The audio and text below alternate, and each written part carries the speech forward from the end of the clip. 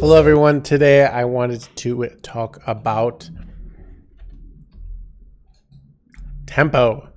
So this is kind of I think this video I'm going to talk about what tempo is, how we use it, kind of what people usually mean when they say tempo versus kind of how deep does tempo go. And I think Hearthstone is very much a tempo based game. So we'll go over what that means later, but knowing how to use tempo and how to effectively use it to win games is one of the most core skills of playing Hearthstone well. So in this video, I'm going to talk about that, how you can use tempo effectively to win more games, and give you just a better understanding of the dynamic of how Hearthstone works. So in this video, I'm going to talk about the history of tempo, sort of different games and different other things that were tempo is a very common thing. I'm talking about in Hearthstone different kinds of tempo.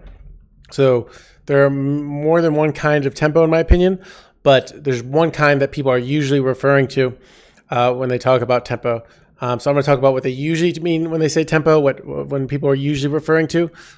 Even though I think tempo is something larger than that, I understand if you're talking to people, usually this is what they're referring to in their language.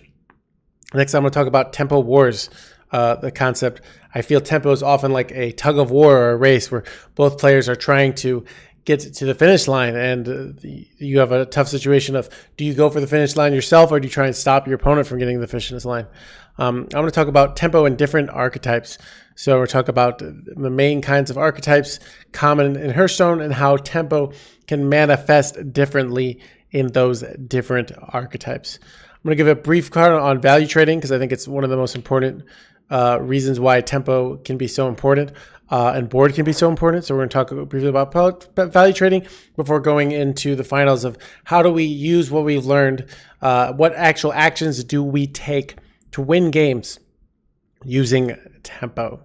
And then finally, after giving those rules, I'm going to talk about contradictions.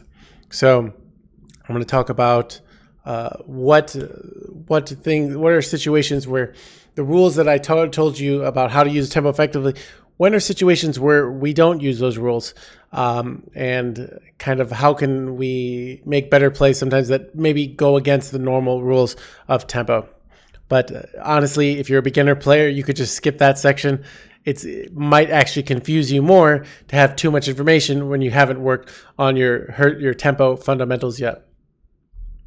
So tempo is the first thing two things in my life that I learned about tempo were music. The faster the tempo, the more notes you play.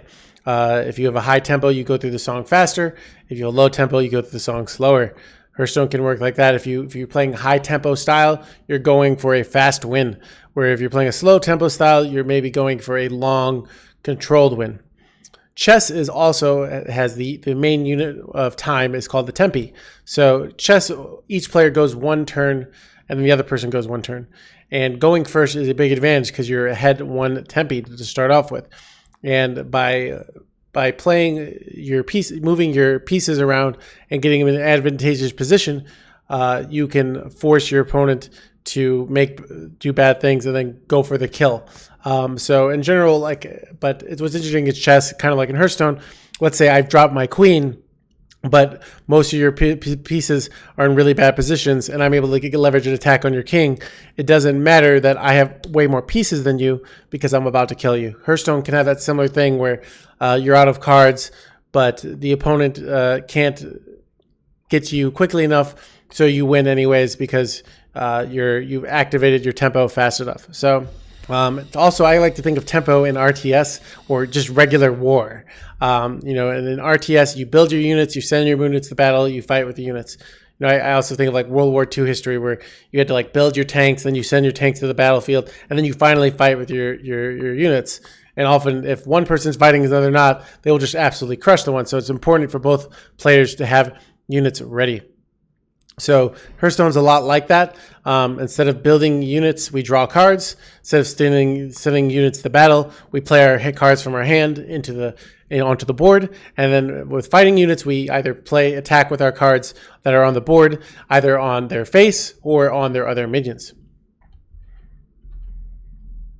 So that kind of goes to what I talked about earlier, the three main forms of tempo. These are kind of how time passes in a Hearthstone game. So every turn we draw a card. We can't stop that from happening. Every turn we refresh our mana crystals and gain and our hero power, and we gain a mana crystal. So now we can use our hero power again, and we gain one more total mana crystals, and we get access to all our mana crystals. We now then use those mana crystals as we choose, though we don't necessarily have to. And this is why this is kind of what people think of the main form of tempo, because this is the one you actually influence, where the other ones kind of just happen. You get to choose where you use your mana crystals. So you can use it on minions, you can use it on card draw, you can use it on burning your opponent, you can use it making weapons, and lots of different decks approach this concept differently. And then finally, our minions can attack. So our minions can only attack once per turn, and every turn we're allowed to that. And I think that's sort of a subtle thing that's technically part of tempo that people don't really talk about. But if you have, and that's part of why putting minions on the board is so important, is a minion that's, if I get an Intrepid Initiate on turn 1 and I buff it maybe as a hunter to a 4/3, that over 4 turns might deal 16 damage. A 1 mana card, maybe with the other 1 mana card, the spell, but it can deal so much damage so quickly, even though it's actually a small mana card. Where a card like Fireball costs 4 mana, deals 6. The Intrepid Initiate might deal for 2 mana with 2 cards 16 damage. So because the minion can attack multiple times, where a burn card can only work once, and a weapon can work a limited amount of times. So if you have a weapon, maybe you play a Fury War Axe, you get 2 3-mana hits. But I think what's interesting is, what do people usually mean when they say tempo? And when people usually say tempo, they're talking about stuff on board, stuff in play. I know they have the old phrase, a bird in the hand is worth 2 in the bush, but it's the opposite in Hearthstone. A bird on the board is worth 2 in the hand. So you're much better off having stuff on board than having stuff in your hand. And then you're much better having stuff in your hand than stuff in your deck. We have to bring stuff from our deck to our hand, stuff to the board, and then from the board to our opponent's face. So usually it's a thing of a player might have a ton of stuff in their hand, but if I just have stuff more on board, you might not be able to stop me, even though in a long game you'd have far more resources, because I'm just going to kill you. So playing high tempo usually means playing stuff on board, getting a board advantage, going for the kill. And because minions get to attack multiple times, having a minion advantage on board, even just 1 5/5 that isn't answered because maybe they play something, you trade it off, you keep trading, and your 5/5 doesn't die, that can just deal so much damage, far more than like a Fireball or something like that, where it's a one-time use only. The minions are advantage. So getting stuff on board is so important in Hearthstone. Though in current Hearthstone in 2021, removal is so good that it's hard to get a board advantage often, but realistically, just getting minions on board, applying pressure is very powerful, because anything that isn't answered gets to get used multiple times. But yeah, so usually when people say a tempo play, they usually mean spending mana to put something on board, something that's actively in use, that's something that can be used without using mana, where a value play is often meaning drawing cards. Though in my mind, drawing cards or generating resources is technically a form of tempo, but though I kind of look at tempo and value. I might do a video on value, which is kind of resources in a different deck, but I kind of look at them as different sides of the same coin. But generally, when people say a value play, they mean generating resources, generating hand value. When people mean a tempo play, they mean putting stuff on board. But in a way, when you put stuff on board, you're creating board value, and then you're leveraging that board value with attacks to deal damage. And then when you draw cards, you're getting hand value. You're using that to get tempo. So the line gets blurred. Bottom line, though, tempo usually means putting stuff on board, going towards the active resources in the win condition, and value usually means sort of more passive stuff that isn't actually used yet. I think Paper Ninja had I posted on my Twitter, asked you guys what you thought of tempo, and I like the analogy where Paper Ninja said, tempo is more like kinetic energy, where value is more like potential energy if you're a science nerd. So I did like those terms back when I learned some science back in the day. So what does it mean to have a tempo war or kind of a race? And I think often Hearthstone is very much a tempo war, but both players are trying to get to their win condition as fast as possible. I like to look at it as a race where we're both trying to get to the finish line. But in a normal race, if I get ahead, let's say I'm ahead, we're running a marathon even, or let's say a 5K, I'm a kilometer ahead of you, there's almost no way you're going to come back because I'm too far ahead. But in Hearthstone, if I don't think I'm going to win the race, let's say we're in a kind of we're two aggro decks, and I don't think I'm going to win the face race, I might have to start killing off your guys. You'll see that in extreme examples, you'll sometimes see games where someone trades an 8-8 into a 1-1 because while realistically they don't think they can win with the face race, so they have to do everything they do to stop their opponent's aggression. That's something you generally don't want to do, but in some cases you're playing defensively. So you have the option of both to go for your win condition, usually put them to 0, or stop them. And certain archetypes specialize in this. So in Hearthstone 2021, it gets a lot more flexible, but historically there have been 3 main kinds of archetypes for tempo. So the main archetypes that use this concept are aggro, control, and combo. Though the line often gets blurred, we're going to talk about that soon. But aggro typically puts minions on board and then uses that board to go face and kill your opponent. Control historically has removed minions on board and gained life, and combo has procrastinated while they get their combo and then does a very powerful combo attack that usually wins the game. That's the general rules, but often the line gets blurred. But I think historically, a control deck might almost just run nothing but removal and life gain. If you look at some old control warrior lists, that's kind of what they did.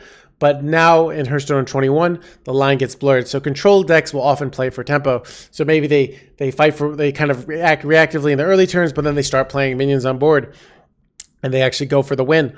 So control decks usually in current Hearthstone don't just try and wait it out for the whole game. They kind of transition to an aggro deck later in the game, often, where the aggro will just sort of be going for the win in general. So often you can have things switch multiple times in an archetype. So let's say you're playing rogue versus no minion mage. The rogue might start off as more of an aggro deck, and then it might get to a point where it gets their opponent down to 16 life, but the minion mage is kind of winning. They're getting bored. They're getting ahead. And now the rogue might play more of a control archetype while it waits for its Alexstrasza win condition. So it might be able to do an Alexstrasza, Tenwu, Alexstrasza. So the rogue might be able to play all 3 different archetypes. OTKDH is another example where usually you're playing for a combo win condition. But sometimes there are games where I've played minions on the board early and gotten a good amount of face damage, which makes my combo easy. So I kind of might play aggro this. There might be games where your opponent, you just go as an OTK, you go full control and you just try and remove all their stuff, especially against a deck like a token druid, and you might not even use the OTK. And then there are games, if you watch my game against Monsanto, I am actually forced to use all my OTK pieces in GM, so I just put a bunch of minions on board and I'm able to win with that. So a lot of these archetypes can get really flexible. They can jump back and forth. If you've heard of the term, there's a term for the Magic the Gathering, the beatdown, which is, I think, useful, but I think what's interesting is it can change. You can be the aggressor and I can be the defender, and it can swap like that. So, but these are general things. Aggro decks want to get a board advantage, push the board advantage to face. Control wants to minimize the damage from the board, control this, and set up for a later game win condition, and usually maybe aggroing down their opponent. And combo wants to assemble a bunch of combo pieces and use those to finish off your opponent. So that is the general archetypes, and you can see like every archetype will still play minions, will still play mana. Now certain control decks are probably the most likely to float mana, but in general, even in Hearthstone in 2021, I remember I was talking to Wet Goose and he's saying Highlander Priest, where people more think of as a control deck. He's like, this is an aggro deck. It's a tempo deck. You play stuff, you get ahead, you go for the win. So, but you have a little bit more defensive tools, but you're still kind of playing stuff. So the line often gets blurred, but that's the general thing. When we're control, we're trying to stop our opponent's win condition. We're aggro, we're going for our own. And combo, we're often delaying while we wait to get a amount of pieces together to go for a powerful late game combo that wins the game. But why is getting ahead on board so important? And I want to talk about the value trade, which is one of the biggest reasons why it's so important to be ahead on board. If you are ahead on board, you can see here as an example, this is a classic example of the Magma Rager. The Magma Rager is a 5/1. So here, this Magma Rager, if it got to go first, it would be able to attack into the 6/3. But if here, the Warrior gets to go first, so they can attack into the 5/1. So depending on who goes first, different players might get a better trade. So I think it's a thing of, we think by having the board, you get the initiative, which allows you to get more value trades. So which is one of the reasons, in addition to minions on board get to go face every turn, but having the board puts you in the initiative spot. Hearthstone very much has an attacker's advantage. They get to choose where the trades go. If you look at Magic the Gathering, they have a defender's advantage where minions just attack and the defender gets to choose where they go. But in Hearthstone, by going first and by being ahead, you get to dictate the trades. So that's the big power of being ahead, is you get to get more value out of your cards by dictating trades and figuring out what goes what. And I remember this was a really interesting example where I think why you should not be too concerned about getting maximum value of your cards. And somebody posted a long time ago about Fungomancer, and one of the big things they learned was a lot of times you just do Fungomancer on one minion if you're behind. And I think we think, oh, but we'd rather get the +2/+2 on both minions. But let's say I have a 5/5 and my opponent has a 5/7. So normally that 5/5, not only if it would trade in the 5/7, it would die. And the opponent was still out of a 5/2. But if we go Fungomancer, even if it's only one minion, not only we get to kill their 5/7 and we still have a 7/2. So that Fungomancer, even though it only got it on one minion because of the value trade, was actually incredibly valuable. The Fungomancer was essentially a deal 2 damage, summon a 7/2, and a 2/2. Relative to maybe another play. So I think we think, oh, just because we didn't get the maximum kind of text of the card doesn't mean we didn't get a good amount of value. So I think that's kind of where I look at it with that. So being ahead on board, very important to make value trades. So in conclusion, okay, so we've learned about tempo. What do we do? What actions do we take? What are the fundamentals that will allow us to maximize our tempo advantage and minimize our opponent's tempo advantage? How can we use tempo to win games? And the biggest thing is spend your mana. The amount of players I've seen where I've coached and they're like, oh, I can't get Diamond or Legend, and they're just floating mana. They're not spending it. And so many turns, that's one of the most common things I see. Spend your mana. If I give you $100 and you say you have to spend it today, or you don't get to, or you lose it, you should spend it today, even if you get some bad deals. Maybe you had a pair of shoes that are going on sale tomorrow, but you really want to buy those shoes, so you buy them at a more expensive price because you'd rather be able to use the money. Because if you don't use it today, you don't get it.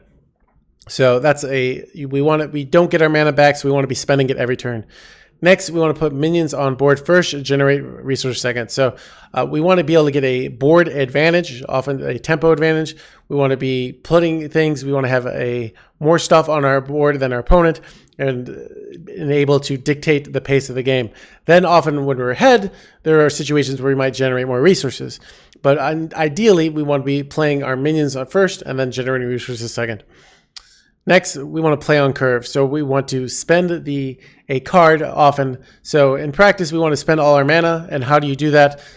We can't just, if we have a 4 mana card, we can't do 3 out of 4. We have to either do 4 or nothing. So the easiest way to do this, to spend all your mana, is to spend the card of this. So if you have a 4 mana card, often you'll play it, and you might be thinking in certain situations, it might be better to do the 3. You might have a 3 mana card that's really good in this spot, but you float a mana. So if you're not sure, sometimes it's still worth it. But in general, if we would want to rather use the 4 mana card to spend all our mana, even if it's maybe slower tempo this turn. So, because we use all our mana, so even if we get less stuff on board, we get less board value. It's probably better to spend all our mana in a lot of situations, even if it's slightly less stuff, because while we have more stuff this turn, maybe with a less mana play, it might spiral where then our next turn is awkward and we do a very low tempo play for the next turn. So we want to be looking also tempo sometimes. If we can think multiple turns ahead, that often makes it so floating mana gets really awkward, even if it's a better play in a bubble. Next, we want to avoid hero powering. So hero powering is infinite, so it's tempting to be like, oh, I never run out of this, I should do this as much as I can. But realistically, hero power is very low value compared to you get less stuff on board, you do less stuff than your cards. If you do a 2 mana card minion, it's usually a 2/3. If you do a hero power for paladin, it's a 1/1. So in general, while you don't lose card value, generally playing cards is just much better than than using your hero power. So there are some situations where you use your hero power, but in general, you want to be playing cards from your deck, getting stuff actively in play, and getting more stuff in play. Even if you lose some of your hand value, it's usually better to play cards from your hand than use your hero power. And then finally, we want to attack with minions. This is obvious, but go face, use our minions many turns as we can, and take value trades. So you do that, you will get to diamond easily and possibly even get to legend. I've had students where they're like, I just never have been able to get to legend. I just want to get to legend. Can you coach me? And I coach them. And I think it's going to be really hard. And I'm just saying there's floating mana. They're not playing minions. They're just hero powering. They're just doing all these weak turns. And I'm just like, spend your mana, play minions, take value trades, go face. Legend, like that. I've had this happen multiple times. It just happens so much because people aren't doing the fundamentals. These are the fundamentals. And I think even really good players can sometimes get cocky and think, oh, I don't need these fundamentals, and they start losing games. This is 90% of the time or 95% of the time we do these plays. Now, there are exceptions I'm going to go over next, but if you're not doing this most of the time, so I think often beginner players will be so afraid of, oh, if I play this card, they're going to do this thing. We're like, well, let them do it, and then you just play another card. If they remove your minion, you just play another card. Everyone's afraid, oh, my opponent's going to do something bad for me, but then you just play more stuff. Your opponent's going to do powerful things too, and you're going to do powerful things. But by playing more stuff, your opponent never can get ahead. So they might be removing your stuff, but if you keep playing stuff, they never can actually get ahead themselves. So they're continuously reacting. Often there are matchups where one player is low on value, the other player has more value, but the one player has a tempo advantage. They have more stuff on board. And so it's a thing of the players desperately trying to keep ahead, because the moment they have one bad turn, as the tempo player, the other player will swing back and get ahead, and they will have a much more card value, so they'll be easier to win. So often you're playing cards even though you would rather wait for an ideal situation, because with one turn your opponent will be able to swing back. So you have to keep that pressure going. So that's often a very common theme in Hearthstone. So I want to talk about some exceptions now of when we break these rules. When do I not spend my mana and put stuff on board? Do I always put stuff on board? The answer is no, but if you're a beginner player, if I tell you this, it actually might be worse for you, because you'd be like, oh, you should play around this card and play around this card. I've had players they're just trying to play around too many things. They're trying to avoid bad things from ever happening. Bad things are going to happen.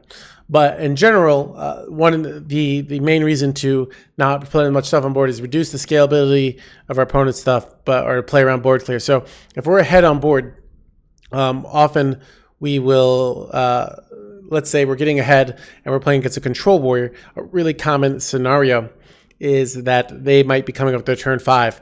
And we're at a spot where if they don't remove the board soon, they're going to lose. So, but usually the control warrior has planned for that. They know that maybe they're gaining armor in the early turns. They're kind of playing a weapon, and then they go brawl and they stabilize. So if you think your opponent's likely to go brawl on 5, it's a great time to play less minions. So often that means floating mana, just not doing anything. But ideally, in these spots, you would do a value play. So maybe you generate a resource. Maybe you're playing rogue, you go Kazakus, which is low tempo for this turn, but high tempo for the next turn. So even though it's a 3/3 for 4 mana, generally the amount of stats for 4 mana is 4/5. it allows you to have very powerful play the next turn. So now your opponent, if they go Brawl, you immediately have a follow-up.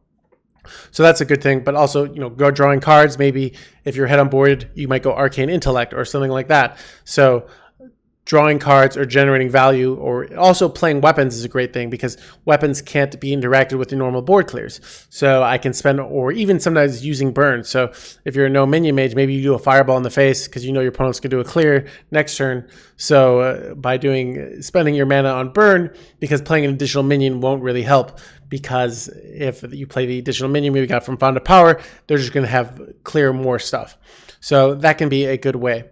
Another reason I think not to spend your mana is when there's something that is so important that it forces the play. So an example is in the current meta is when if our opponent plays Shadow Jeweler Hanar, or the previous meta is Vicious Scalehide. You might just stop whatever you do just to kill that minion. Maybe you really wanted, like let's say you wanted to play a 3-drop, but if you don't kill that Hanar, you're going to lose. So you might do a play that's not very good.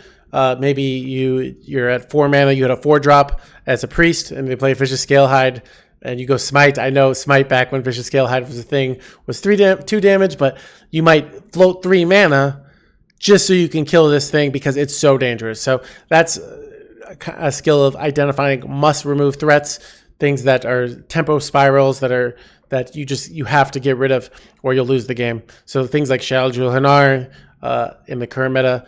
So things that you just have to get rid of because they're too threatening. So there's a lot of times like that where, and sometimes you have really tough decisions where you're in a situation where, well, do I spend my mana or remove this? And sometimes it's right to just let the thing stay on board.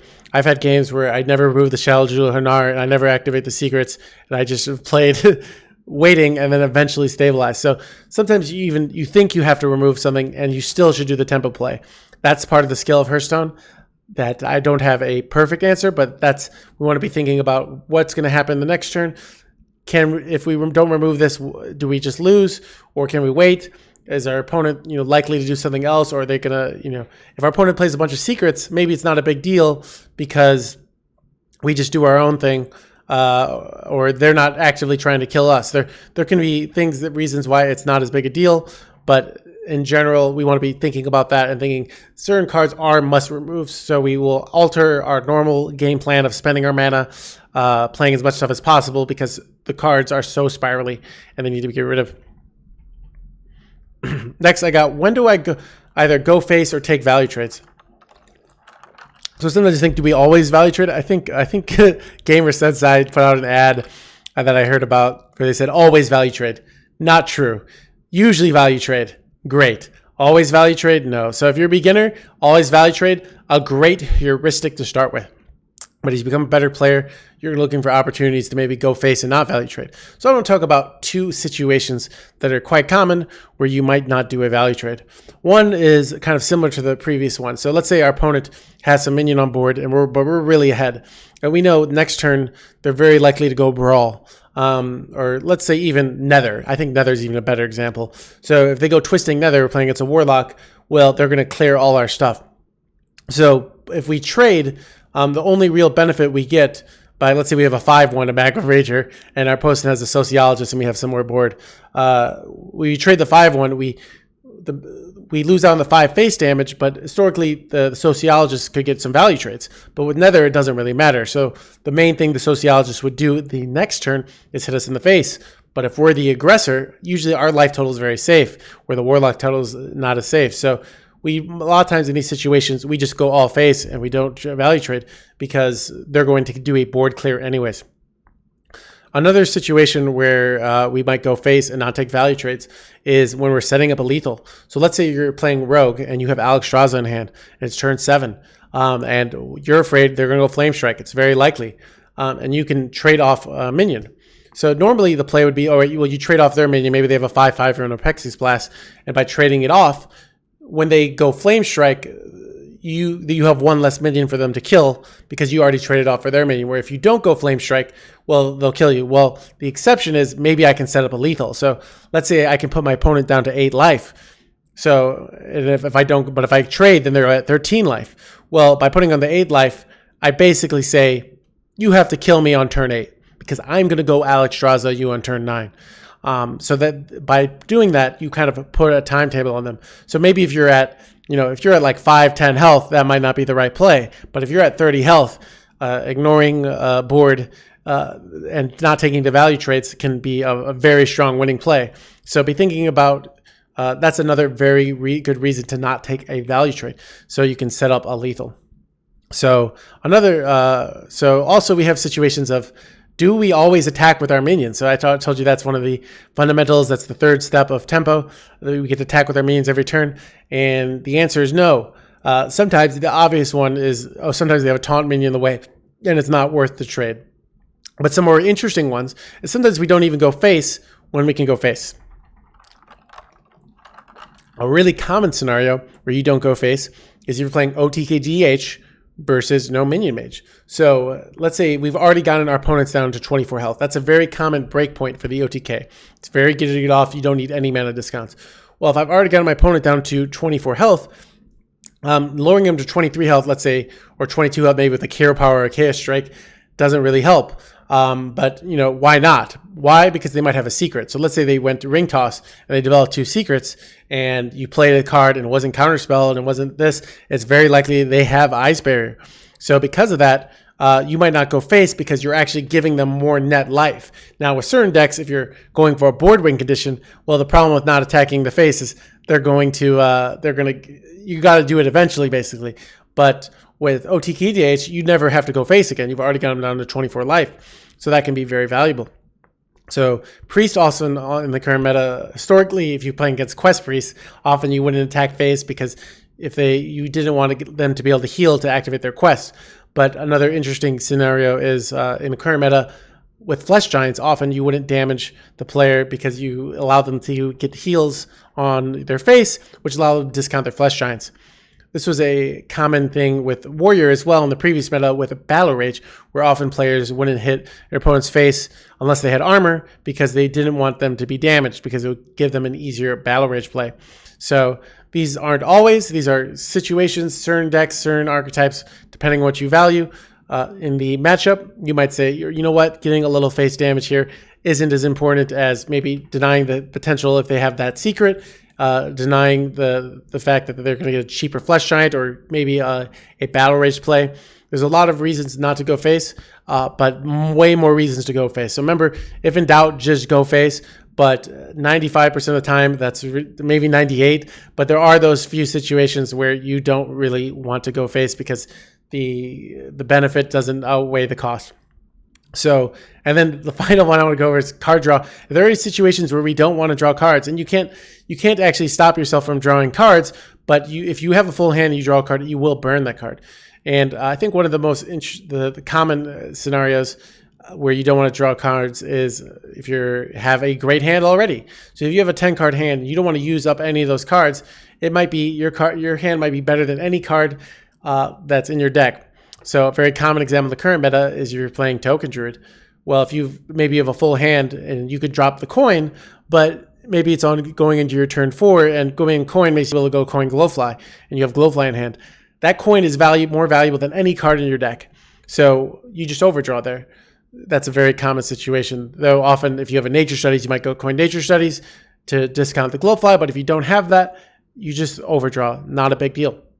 Another situation in the previous metas where when you hit a bunch of bombs in your deck, you might intentionally fill up your hand and not play cards and not spend mana because by doing that, you would overdraw bombs and that could win you the game. So those are situations where you might not spend your mana and you might not play cards to intentionally fill up your hand to overdraw cards. So there are exceptions to every rule, but when in doubt, follow the fundamentals. Spend your mana, put minions on board, generate resource second, play on curve, avoid hero powering, attack with minions, take value trades.